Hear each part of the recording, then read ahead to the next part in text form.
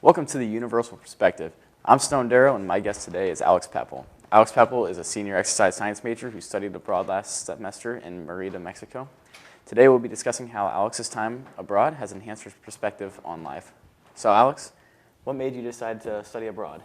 When I came to Monmouth as a freshman, studying abroad was one of the things I knew I had to do because I never really traveled when I was younger, and I thought if I don't go now, I might not go later.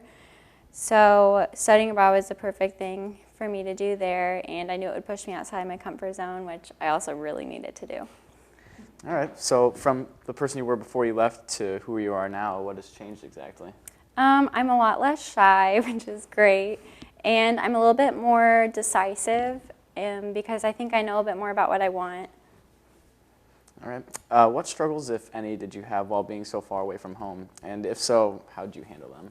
I really didn't struggle being far away from home because when I'm here at Monmouth, I don't go home very much anyway. But I had FaceTime, and that was sufficient for me to talk to friends and family while I was gone. Do you recommend studying abroad to other students? 100% I recommend it because I think it's something everyone should do. Even if it's not a different country, just go somewhere else and learn about a different group of people, or in my case, I learned about a different language too. But it's a good way to put yourself out there.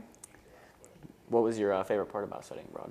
My favorite part was the independence that I felt because you get a little bit of it while you're here in Monmouth, but in a different country you are totally on your own. You don't get to call home when there's a problem, mostly because I didn't have cell service the whole time I was there. But you really have to figure things out for your own, and it's sink or swim. So what things did you guys do when you were in Merida? Every other weekend we had a trip that Kramer kind of put together.